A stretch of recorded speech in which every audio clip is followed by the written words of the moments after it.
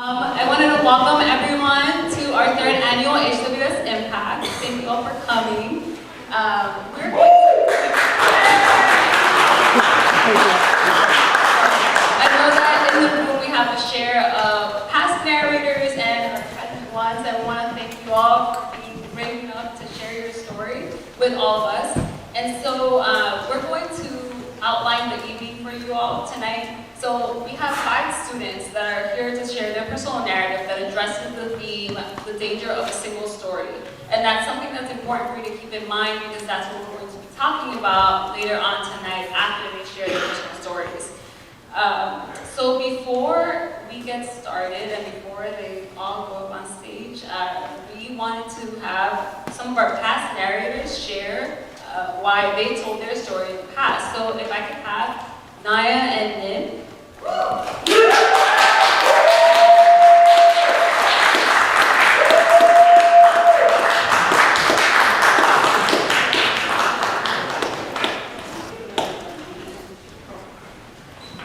Hello everyone, my name is Farhoud. I'm commonly known as Nim, and I'm a biology major, and I'm a senior at HWSImpact. My name is Naya Okeke. I'm a junior, and I'm also a biology major, as well as a dance major. And I was one of the HWSImpact speakers last year. And this event, to me, meant a lot because it gave me the opportunity to be vulnerable and to share my story with my peers, my faculty and staff. And it just gave me the opportunity to share my experience with the HWS community. And I was also an HWSImpact speaker the year before Naya went. And to me it meant a lot because I was able to kind of hold on to my experience while also kind of putting it through a structured order to narrate it and deliver it to people in a way that would bring meaning to myself and to others because as you heard, the danger of a single story is prevailing in our communities nowadays. We see something and assume something about them, whether that's because of their appearance or because we have heard something beforehand of them, certainly making these prejudgments. But you know, these beautiful and wonderful speakers here today are able to give them their story from their perspective because it really truly means a lot to them for you to see them as they want you to see them, which a lot of us don't get the chance to nowadays. So we're really asking you to just come with an open mind, listen from a spontaneous spot in your heart, and kind of give the time of day for these stories to listen. And we encourage you to stay for the after program as well and kind of engage in the dialogue, kind of dissect some of the stories and the themes behind them, and for everyone. So I'll take care. Thank you.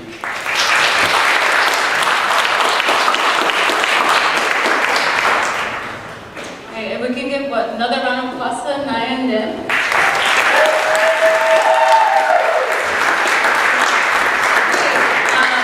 So we're going to be here for a little while, I'm sure you all know.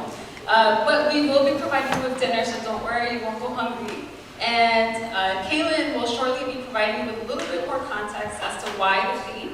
But one thing to keep in mind after the student narrators go, we are going to be breaking up into small groups to talk about this, right? And to keep in mind, we're not talking about their individual stories, but we're more so having them prompt you to share your own stories and how this all impacts you here at HWS. So things to keep in mind, on your name tag, you have a number, and that's the group that you will be in for the evening. And we actually are going to be having dinner during our dialogue group, so stay tuned. And now,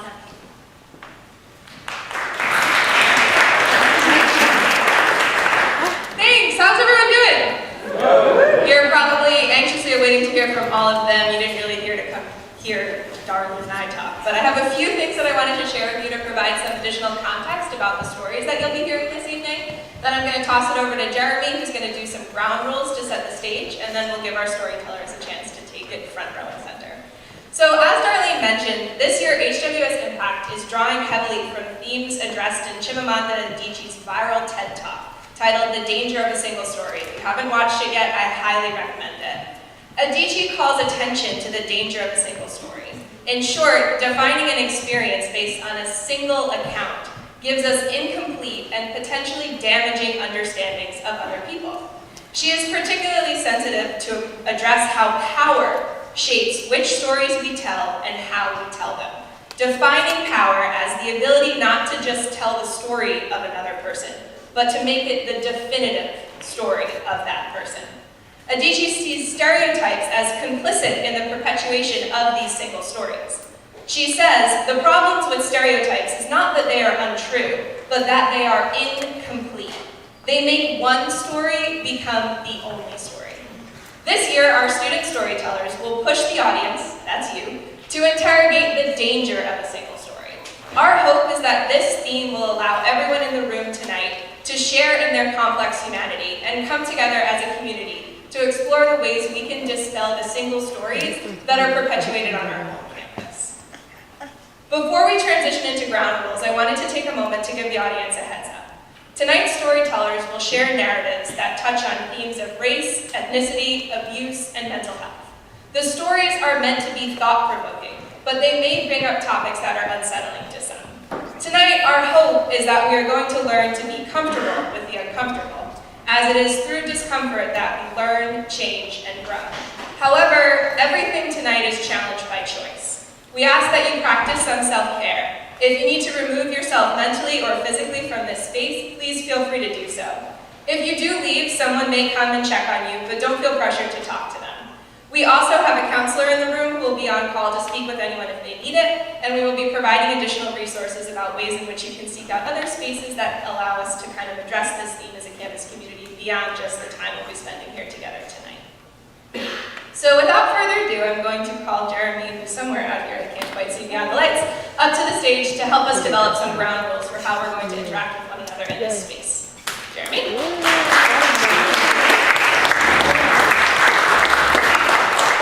Caitlin. Okay, so you got to listen to me briefly, and then I promise we'll relinquish the mic and let you hear these amazing stories from your very talented peers. So, ground rules. I think a couple brief statements, and I want to hear from you all. We're going to sort of come up with a list of standards here together. First of all, how we talk to each other, whether it's in this space or any other space, says a lot about who we are as an individual and who we are as a community. So what we're going to strive for here tonight is kind of like the opposite of Twitter, or the opposite of those Facebook disagreements, or the opposite of Yik Yak, right? So we want to be constructive with each other. It's okay to have different opinions, but we want to be constructive. So we're trying to think about community standards.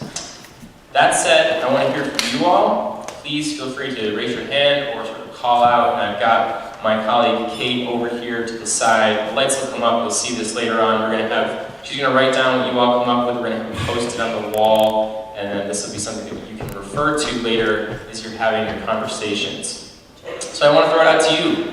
What are your expectations and standards for our conversation this evening? What do you think? And the quicker you do this, the quicker we can hear from your peers. So go ahead. Over here first. Respect. Or active listening. Thank you. What else? Everyone participate if you feel able. Thank you. What else? Safe space. What does that mean? Can we talk about that a little bit more briefly? I think respect is a part of that. But what else does safe space mean?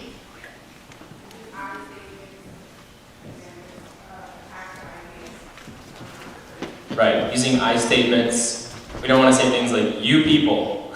Never start a sentence with you people, it's not going to end well. And go after an idea instead of a person. Other things, yes, I see a hand. Yes, keeping names and experiences in the room, thank you. So another way to rephrase that would be this idea of confidentiality.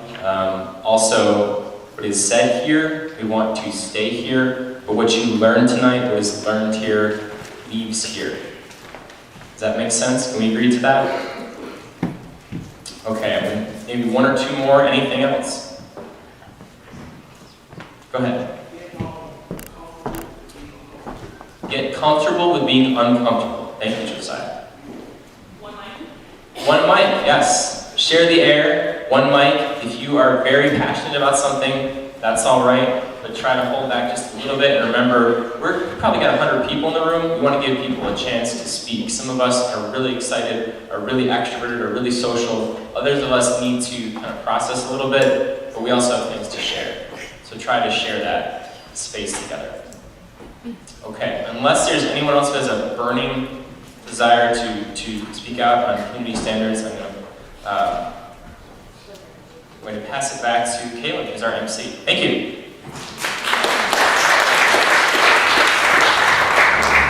All right, so we are like T-minus 60 seconds away from the moment you've all been waiting for. So like Jeremy mentioned, those ground rules will be posted around this space for you to refer to, specifically during the dialogue portion of tonight. However, we encourage you to keep it in mind while our storytellers are speaking as well. So I am your MC, but you won't really be hearing a lot from me other than to share the names of the storytellers who are actually going to be speaking. So it is my great pleasure to introduce you to our first storyteller, Lulu Arislip.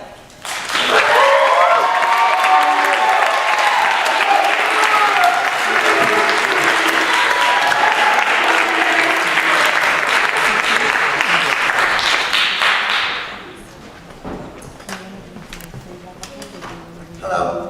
Hi, I'm Lula from Brooklyn.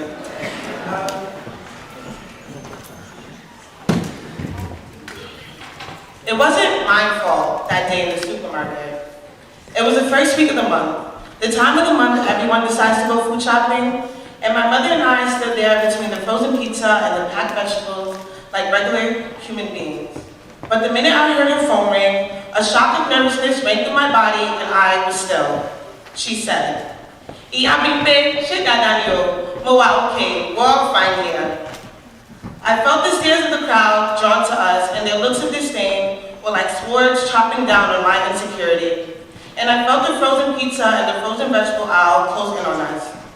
My mother could care less about the people and continued her conversation in her native tongue throughout the store. She asked me, "Deton, why are you walking behind me? Follow us so we can go." How could I tell my mother that I didn't want to be seen next to the crazy, loud African woman? How would I explain to her my shame? And my question has always been, what do you see when you see me first? It's a question that I never truly managed to get a direct answer to. I've been asking myself, am I a simple black girl like everyone else? Am I the loudmouth black girl? Am I the girl from Linden Plaza Projects, the little girl who won't amount to anything? Or am I the angry black girl? Nonetheless, I'm a simple black girl the minute I step out my front door. All the Africanness I possess leaves my mind and body the minute that door slams shut. I no longer understand Yoruba, I no longer have an accent, and I become Lupe, the small bird from the second floor. And I did not blame myself for the denial of my culture and the deprivation of my heritage. I blamed where I lived. It might sound funny, right? Like, how do you blame your environment for forgetting yourself? It's not that I blame them for allowing me to forget myself, because I never forgot it. I was just too embarrassed to embrace it. I blame my environment because it's their fault that I felt shame. It's their fault that I walked into an elevator and smelled myself 101 times before going in, because I didn't want to hear African people always stink. And I still remember that incident in the elevator. It was a late summer afternoon and the kids in my neighborhood were playing outside of our project building. When it was time to go inside, I remembered only one elevator working. There were crowds of people standing there waiting to get in, and for some reason, my heart was pounding a hardcore club beat. Everyone was waiting there, and I stood there on this cliff, in a way like I was trying to protect myself from falling.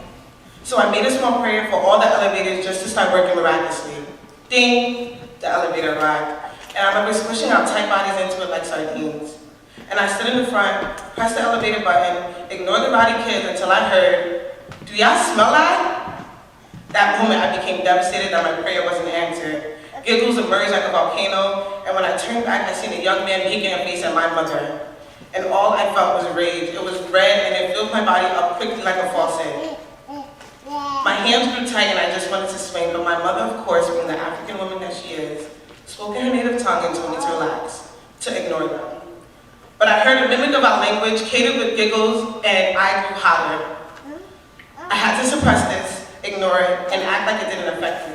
The suppression of my anger made me feel weak, it made me feel ashamed, and it wasn't my fault for that, it was theirs. And I blame my school too. I blame my school for letting the kids pick at my hair during recess and allowing questions like, "Why does it look like that?" I blame my school for only speaking about monkeys, tigers, wild animals, and wild people when they spoke about Africa. And then looked to me to explain where I was from, like I lived down the block. I blame my school for saying things like, "You don't look African," because because every time I heard those words, they were like nails scratching against a chalkboard, and I blamed them for creating Lupe, the little black girl who didn't look African. Because it didn't matter if I didn't look African. I am African. I still possess all the qualities correlated with African people. I was different. I had culture living back home. I didn't eat the same food. I didn't speak the same language. And I didn't dance to the same songs. Well, not all the time. I was different. The words, "well, you don't look African," never comforted me in the way I believe people thought it did. And in fact, it raised me more, as if somehow my appearance was protecting me from the torment I faced as an African child. It wasn't a protection, it just revealed their ignorance and added to my shame. And my shame grew heavy. It grew so heavy it took a toll on my wings. I was no longer able to fly because the shame I carried followed me in all my endeavors. And I sat in the class terrified 99% of the time. Whenever it was time to talk about a story we read, I always thought it was my time to shine. But then I always had to think to myself, whoa, does she have your name right? Are you going to take the chance of getting laughed at for the rest of the day just to tell everyone about a story you read? No, someone else can do it. And my teacher would come up to me and say, "You are very quiet today." And I would just nod. Because my teacher would come up to me and say, "You are very quiet today. You know, participation is a part of your grade." And I would just nod. Because knowing my name is a part of your job. And sometimes I had to deal with the tilapia jokes for the rest of the day. And her response was always, "Don't worry, I'll get it." It was never, "Guys, stop laughing, there's power in that name." No, she just ignored the laughs while I endured them. And I had two worlds because of this. I had the outside world, and I had my home and I had the outside world. And I found myself most of the time feeling like I was jumping between two parallel universes. I flew smoothly within the confinements of my apartment. I flew to the bedroom, I flew to the bathroom, I flew to the kitchen, but the minute I stepped out of my apartment, I no longer flew. My wings were paralyzed and all I knew how to do was walk. The walk was strenuous to my legs and I grew weary. The idea of flying outside always crossed my mind, but seemed so far I couldn't catch it. And then I found strength in Lulu. It was only one wing, but it was enough to give me the confidence boost I needed. So I flew with one wing and tried to merge my two worlds, and in high school I found this new culture amongst black people, embracing all their blackness and using Africa as a medium. And there I found Lulu with a needle and thread, weaving her two worlds together, but still leaving out an important aspect because she didn't know if the rest of the world was ready yet. And at a Yoruba-speaking church, I found a community. We sat in a circle and started talking about the butchering of our names. One girl, Adebayo, said, "You know, these Oyibo and Akata people, they don't care, so why should we?" Adebayo was done fighting. She gave up the fight and she didn't see the end goal. She didn't see or understand why we kept fighting, and this hurt. But I met others who also lived in these parallel universes, who had expectations from both sides of the world, who never got the chance to fly, and who struggled with just being African in America. They gave me the ability to embrace my identity in all aspects, because they made me realize I wasn't the only one. I wasn't the only sad bird, there was more of us, there was a flock of us, and we cried together over our clipped wings, but now we boast about the capacity of our flight. And I became a peacock. My wings were no longer clipped outside my home doors, shame no longer dwelled within me, it vanished into thin air, it does not follow me outside like a shadow anymore.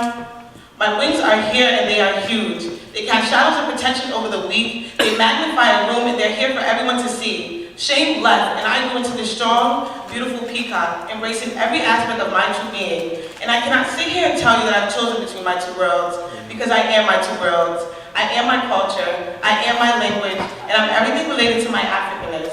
And I must embrace the culture that molded me into being the strong African woman I am today. I am Adetone, Adebumi Arasoin, daughter of Adesla Adekoya, granddaughter of Prince Timothy Adekoya, and Adetone holds dear to my heart because it's the name every African relative calls me. It means the crown is worth fighting, and I'm worth fighting for. And I've always found myself with my back pressed against the wall and my fist up swinging. Yet I know the fight is worth it, because I must protect myself, my history, my story, and we must make ourselves worth it. Even though I'm a strong peacock now, I'm not done growing until I merge into the beautiful crowned eagle. I am Adetone. My fight is worth it.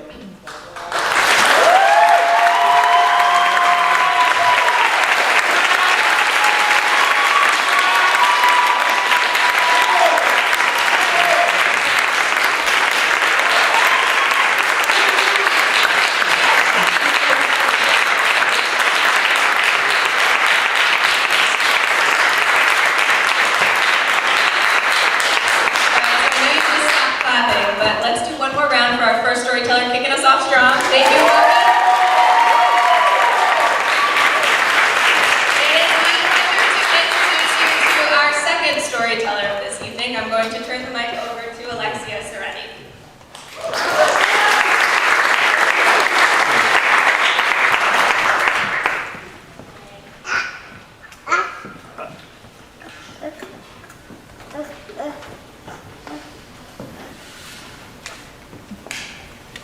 Hi.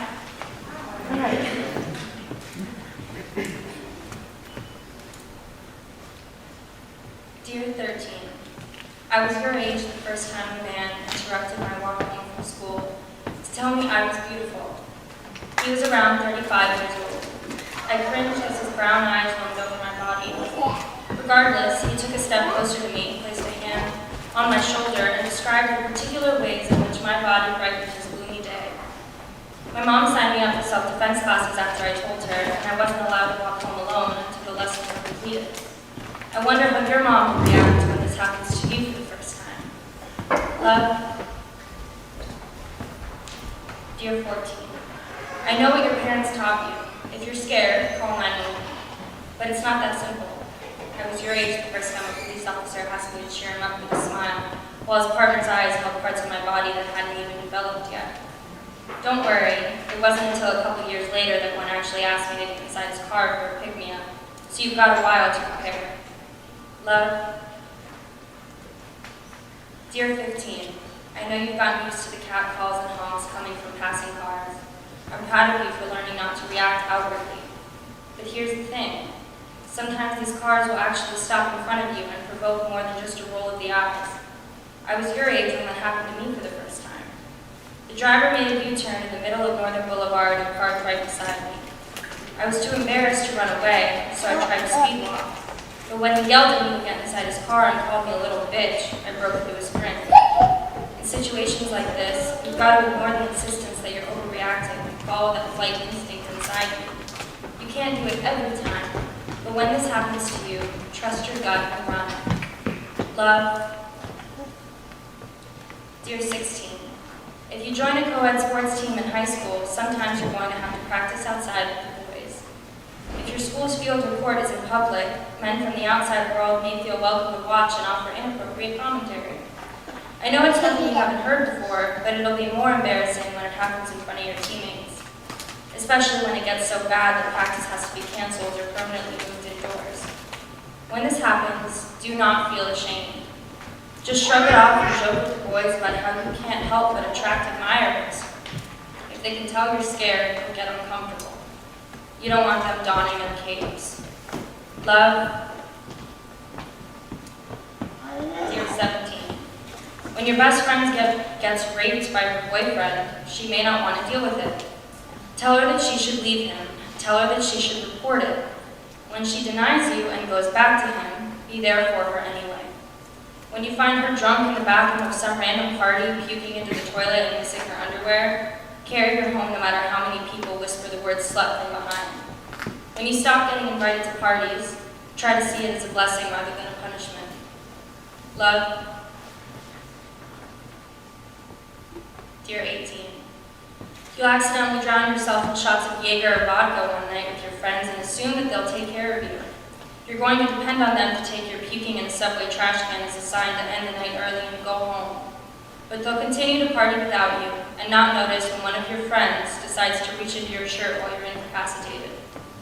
Sorry, 18. This is going to be a painful memory for a while. When your friends tell you that it happens to everyone and not to make a big deal of it, do not cry. When you call him out on his behavior, he'll call you a melodramatic tease. When he explains the ways you led him on, he'll sound so sure of himself that you'll inevitably wonder if he's right. Whether or not you believe him, don't apologize. Love. Dear 19, you're going to go on a date to some random bar in downtown Manhattan with this new guy you met over the summer. When you tell him that you can't go home with him tonight, you'll take a sip of beer in preparation for his protest and nearly choke when he says that it's okay. He'll tell you that the decision to have sex is entirely yours and that he has no desire to push you into anything. Later, when it becomes clear that he meant what he said, don't thank him. He'll be confused. Remember, 19, having a choice in the matter is supposed to be common sense. It'll feel like a miracle by now, but just try to act natural until the date is over and then celebrate the anomaly when you get home. Love, dear 20. You're going to walk home from the library one night stressing about midterms and papers when a group of teenage boys will stick their heads out the window and call you a slut. They're probably going to demand that you lift your shirt up for them and you'll tell them to fuck off. Cross the street quickly after that because one of them is going to spit at you for talking back. As they scramble to shut their blinds, just put your headphones in and try to forget about it. Here's the thing. I know you'll want to take your headphones out once you get home, but your housemates will have left the television on in the living room, and you won't want to hear what will be playing. A man's voice streaming through the speakers saying, I did try and fuck her. They let you do it. Grab them by the pussy. You can do anything. You'll end up running to throw up in the toilet and spending the rest of the night on the bathroom floor. And I don't want that for you. Just keep your headphones in, 20. Love.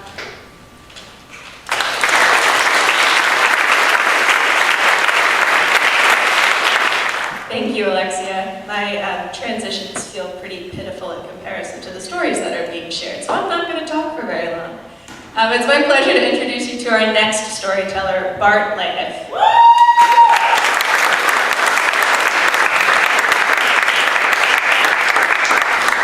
Hey guys, I'm here to make Caleb look better.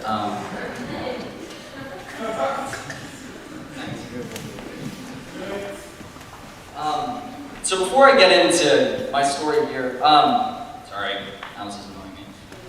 I think the first thing that you guys should know is that I'm on the debate team at HWS. Shout out. My favorite music is jazz and rap. They're kind of tied. And my favorite artists are Watsky, who is from San Francisco, who's an underground rapper / poet, and Wolfpack, the Swedish jazz turned funk group. I saw that. I see everything. I love theater. My favorite musical is Hamilton. My favorite books are God is Dead by Ron Curry Jr., which is a hilarious satire, and then The Jungle by Upton Sinclair, which is an American classic. My favorite movie is The Usual Suspects with Kevin Spacey. My favorite colors are purple and blue. My favorite drink is coffee, only black. And last summer I worked as an environmental activist, trying to protect bad legislation from going through. And accordingly, my favorite body of water is our very own Seneca Lake. Now, I'm sure that especially at this point, you guys are just wondering why this kid got up to list a bunch of random qualities that don't really have a story arc or character development. But the thing is, the story of my life often overshadows me, as a person, when I tell it. I mean, think about it. The very reason that I'm standing up here is to tell my story. It's not because of, who I am. It's not because I like blue. Sometimes it feels like that's the only reason why people are interested in me, and it's the only reason why, I'm worthwhile. But it's important that you know that, children of abuse like music too. We have favorite movies and favorite books and favorite things, we're people, okay? And most of the time, the second that people find out that I was abused, they start treating me as though, they forget that I'm Bart, and they start treating me like I'm just abused child number 687,543 of the 700,000 people who were abused this year, and they stop remembering that I'm, an individual. So that's why, I wanted to start out with the things that I don't usually get to tell. When I was growing up, I was asked by lawyers, family members, judges, police officers, friends, family, about how I was doing in response to the things that happened to me. But the second the bruises went away, so did their interest. So for one of the first times, just allow me to tell you, my story. The bad part is, and maybe you're catching on to this right now, I'm not really all that good at telling my story. It's a story that's playing out as I'm talking to you all right now. It's one whose central question I haven't answered yet. It's messy and confusing. Sometimes I feel like I, filled the memories that I can't remember with crayons and paper towels from school because I couldn't figure it out. When you grow up surrounded by addicts and alcoholics, I saw countless addicts and I saw countless alcoholics just get better. And I thought that if I was good enough, if people around her were supportive enough, that she was going to get better. That I was going to be able to bring her back to my childhood when things were good. And as I grew up, I realized that that wasn't true. So when I was a junior in high school, I cut off all communications with my mom, and we hadn't spoke since then, before she passed away. And I was always so satisfied that in the belief that there was going to be time for all that, that 30 years would go by, and that someday, somewhere in Tibet, she would find herself and come back to me and my kids, and that she was going to be the grandmother that I thought she always could have been, or the person that I always wanted her to be. And then there's that part of me that is still scared that it's because I stopped talking to her, that it's because I wasn't there for her, that I could have fixed her, that I could have made things better, that I could bring her back. So that's a thing. So I'm not totally sure if I know where I'm at, but I can offer you guys some lessons because I'm a huge nerd. I think the reality of the situation is that anybody can be an addict. Just because you think you're really smart, or you're really cool, or you're really athletic, that doesn't mean that you can't be addicted to substances. Like, just because you're well educated and you go to a liberal arts school does not make you well adjusted. And we can't just assume that these problems are endemic to the people who are poor or otherwise marginalized. We can't pretend that alcoholism or an addiction to prescription pills is any less debilitating than heroin or crack. Trust me, I grew up basically being raised by a cohort that my mom cobbled together, some of whom were addicts and ex-gang members or former drug dealers, and some of whom were therapists, judges, lawyers, and nurses who all helped raise me.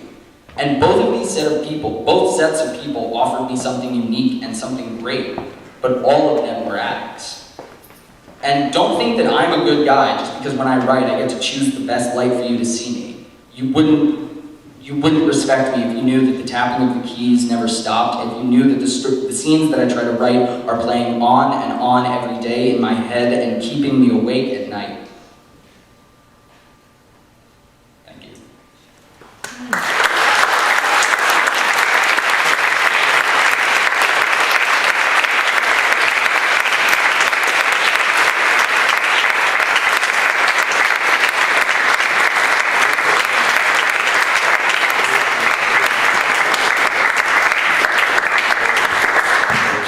Thank you, Bart. So like I said, my transitions don't really mean much in comparison to the really powerful experiences that are being shared on the stage. And so we're a little bit beyond the halfway point, but the audience is a really key part of this event. And so if you just want to join me in another round of applause to continue to vote for the rest of the story.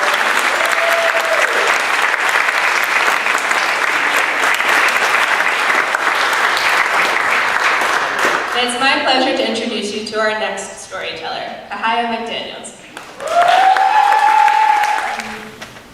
I woke up with a mission. I searched all around my room for something that would fix the feeling inside of me. I looked at my full-length mirror and considered how I would break it so I could get the perfect glass shard to put to my wrist. As I began to pick it up, I heard the housekeepers in my dorm beginning to make their rounds. I didn't want to risk them hearing the glass break and disrupting my mission. I quickly came up with a plan B. In the back of my head, I knew that melatonin would not kill me, but I was still going to try to take enough to make me fall asleep. I swallowed pill after pill until I realized that nothing would happen. I walked to my counselor and told him about what I did, and he immediately called poison control, who informed him that overdosing of melatonin wasn't toxic. After talking about my mission and what it meant, we both agreed that I should go home for a while. My mom was at my school within a few hours. Since my freshman year of high school, I had been living with undiagnosed depression. When I arrived at my high school, my mom unpacked all of my things. No feelings of excitement were present in my body. I didn't feel anything. I did not want to be there. I floated through 3 years of high school, unable to care about class or make any real friends. There were days when I would barely eat because I simply stopped feeling hungry. The simplest things like leaving my room or doing homework felt really hard to do. I could feel a heaviness and slowness take over my body, but I had no idea how to handle it. During senior fall, which is the time period when we apply to colleges, others were stressed, but I felt relaxed and happy that I would finally be able to leave high school. All of my happiness came crashing down when over winter break our school had sent out an email informing us that a student who graduated 3 years ahead of me had died. Soon after that, the student body found out that he actually jumped from the apartment window in full view of his father. I did not know him well, but this news took hope away from me. It made me feel that my sadness would exist even after I graduated from high school, and this scared me. It scared me to try and hurt myself that one day in January. After my episode, I returned to New Jersey and met with a psychiatrist for about 2 weeks. He prescribed me medicine, and I was on my way back to Connecticut. I returned to school for a while, but then went back home for a couple of weeks because my antidepressants made me feel anxious and panicked. When I came home the second time, I told my mother that I did not want to take my medication anymore. I returned to school in March and finished the year off strong with my friends. Some of my hope had been renewed as I thought college would give me a chance to start over and make it a place for myself. I soon realized that college felt exactly like high school to me, and something happened to creep back into my life. Like a lot of freshmen, I went to college with a very open mindset about drugs, drinking, and sex, and they quickly turned into coping mechanisms to get rid of the sadness.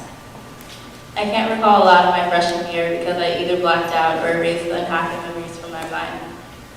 On the outside looking in, my behavior was either perceived as fun or creepy, depending on who you asked. Towards the end of my freshman year, I started to realize that I had a problem. Once I passed out downtown in March and my friend had to carry me back to my dorm, I woke up in my bed with no recollection of how I got home and why there was pizza all over my clothing. Another time I went to a fraternity dinner and felt myself falling asleep as soon as I sat down. I could barely lift my fork to eat my food. I mustered up enough energy to text my friend, who was also at this dinner. He proceeded to pull me aside, take my purse, take the rest of my Xanax, and call my roommate to take me back to my dorm. I was a little freaked out with myself for this whole thing, but against my friend's wishes, I went out later that night. A huge wake-up call for me happened about 3 weeks later. I decided to hang out with one of my friends in Queens one summer night. I had every intention of getting back to the train station and going back home to New Jersey. My friend and I decided to drink a little and take some Xanax, and I really thought I'd be okay. We didn't feel the first one, so we took another, and then another.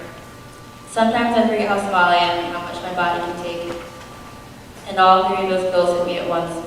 I blacked out around 6 p.m. and I woke up the next morning in hospital at 5 a.m. Apparently, I met my mother's friend and had a full-on conversation with her. Took the subway to Manhattan, bar hopped in downtown New York City, and went to an old high school friend's party all the way on the Upper East Side. It didn't scare me that I blacked out that night, but it scared me that my grandmother, who was from New Jersey, had to come get me from an emergency room with my younger cousin. It scared me that my dad didn't talk to me for days. It scared me that I called my mother 3 times when I blacked out. It scared me that I worried too many people. After this, I realized that I needed to change, not for me, but for the sake of my family. When I came back to campus in my sophomore year, I committed myself to going to counseling in an effort to try another way of dealing with my depression. It sounds cliche, but it does really help to talk to somebody about it. Counseling is an ongoing process, and it may not be for everybody, but it is worth a shot. On this campus and in general, we need to be more aware of how mental health problems manifest in people's behavior. Professors need to know that not doing homework or not showing up may not be a sign of laziness, but rather a symptom of something much deeper. We need to have the courage to talk to our friends who we know are not okay and ask them how they're feeling. We need to have the emotional insight to realize that not everyone is happy. Not everyone is drinking or going out because they are happy, but sometimes because they are sad. We need to know for ourselves when we are not doing well, and to have the ability to ask for help. As a community of peers, professors, and friends, we need to check in on people and support each other. We need to see each other make it to graduation and beyond.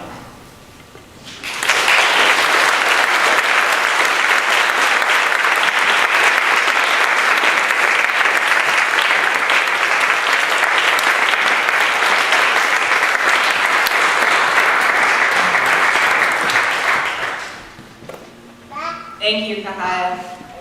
So we are nearing the end of our time tonight, but it is my pleasure to be able to introduce you to our final storyteller of this evening. Would you please join me in welcoming Donovan Hayden?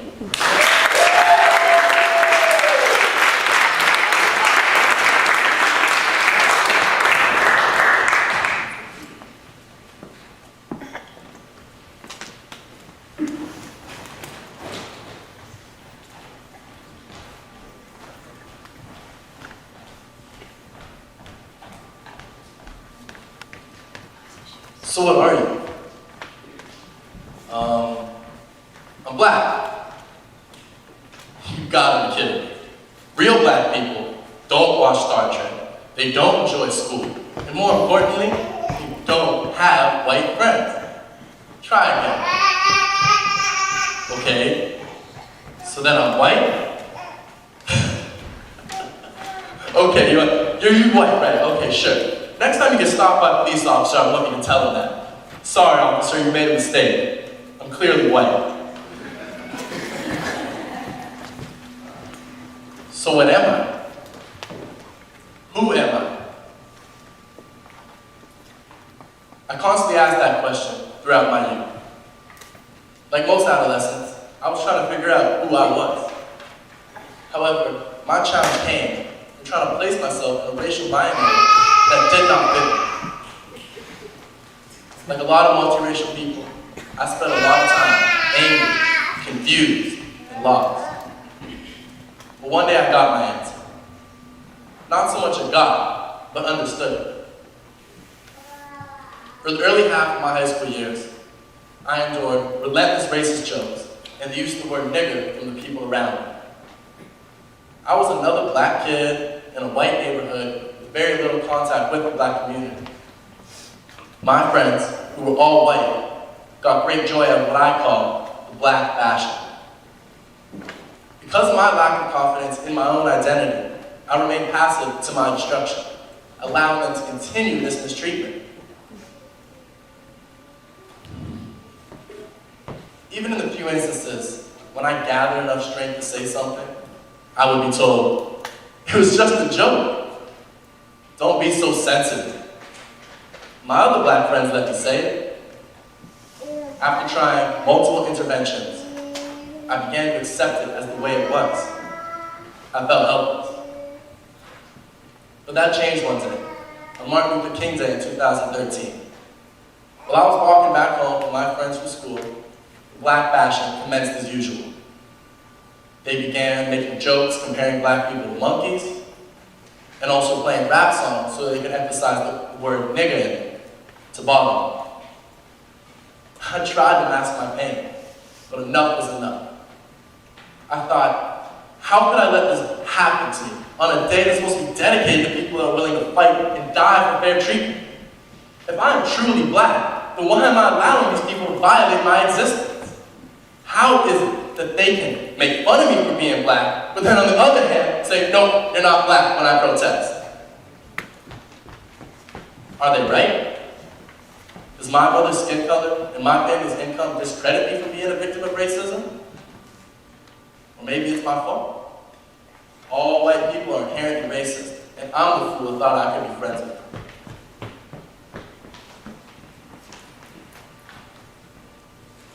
You see, this was my dilemma.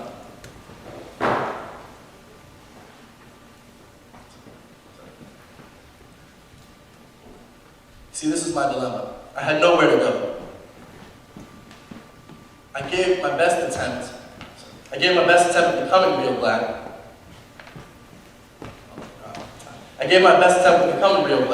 See, man, sometimes the black people can't even speak too proceed. Okay, let's go again. One important thing was, after a question, I stood up for myself and I removed myself from the group. But I had nowhere to go. I gave my best attempt at becoming real black, started hanging out with the black kids across the train tracks. But needless to say, that did not work. They did not have time to console in this skinny jean wearing biracial kid. Plus, what was I supposed to do about the whole white mom and white neighborhood thing? Just one day when my mom asked me to pass the soap over dinner, just say, "No, Mom, I will no longer let you impress me. I'm gonna move to Africa, black power." Don't think so. But I wasn't getting help on the other side either. The few white people that I could tell about this used my situation as an opportunity to become a self-serving savior. Or they were more concerned, arguing that racism in Canada simply didn't exist. And it does. I was caught between worlds. But I realized that my pain was the consequence of systems and beliefs that existed way before me, and have greater repercussions around the world.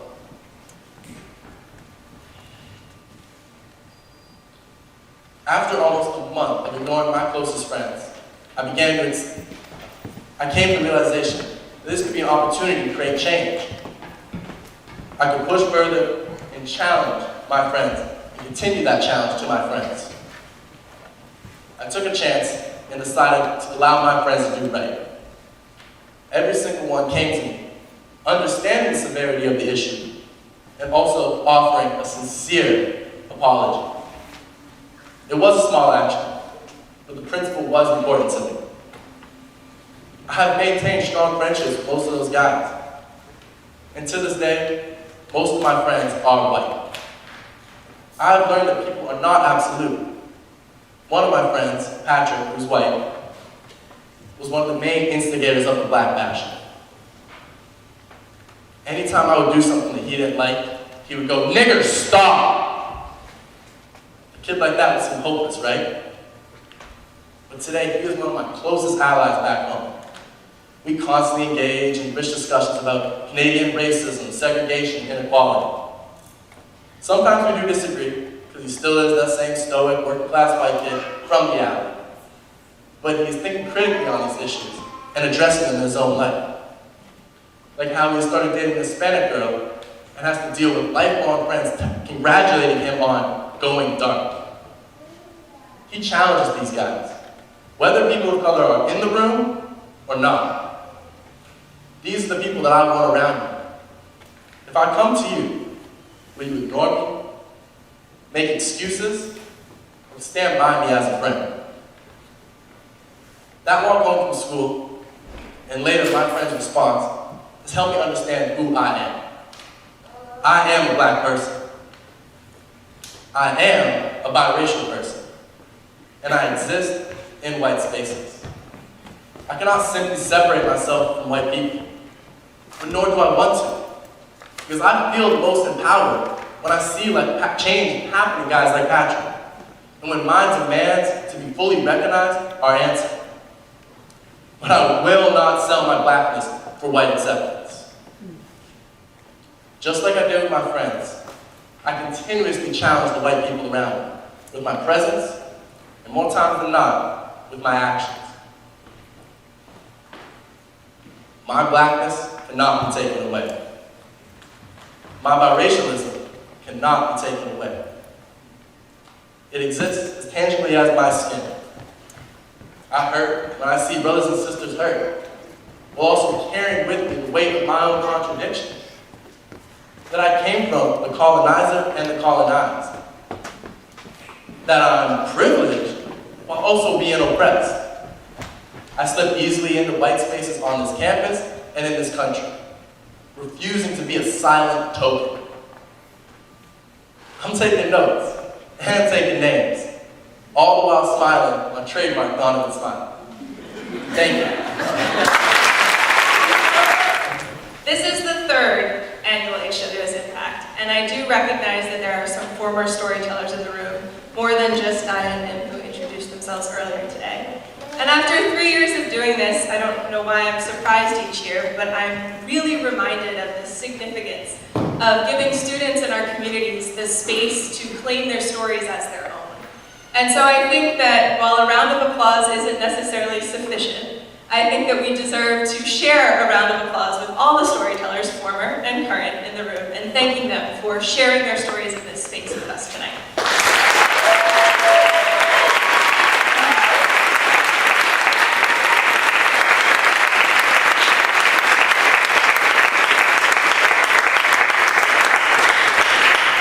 Before we transition you into dialogue groups, it isn't without the support of a lot of people in this community that events like this are able to become possible. Plans made by staff members in the conference room of the IC can turn into what you saw here tonight. And we're thankful for the support that we received from this institution, and we wanted to give President Vincent an opportunity to make some remarks before we transition you into dialogue groups. So I'm going to invite him to the stage.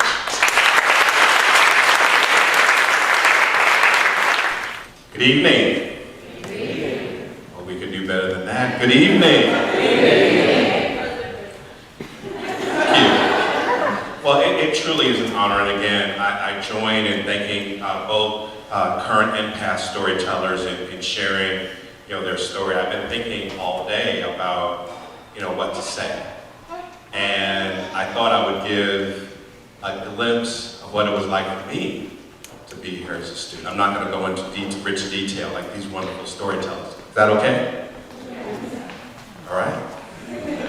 I remember when I first came up here, I grew up, I think you all know, I grew up in New York City, and certainly had been to certain places around New York, but I naively thought that Geneva would be like New York City, and it got more rural and more different, right? And I said, wow, okay, I'm not in Kansas anymore, in this case, New York City. Get to my dorm, Geneva 2, or I should say residence hall, right? I guess back then it's, and what was interesting for me was, I often have said, I'm friends, lifelong friends, with all but one of the guys on my floor, all but one. And I rarely tell this story, but I think it's appropriate now. The person I'm not friends with was the person who called me nigger. And I said, those are fighting words. So we gotta go. If you're bold enough to say it, then let's go.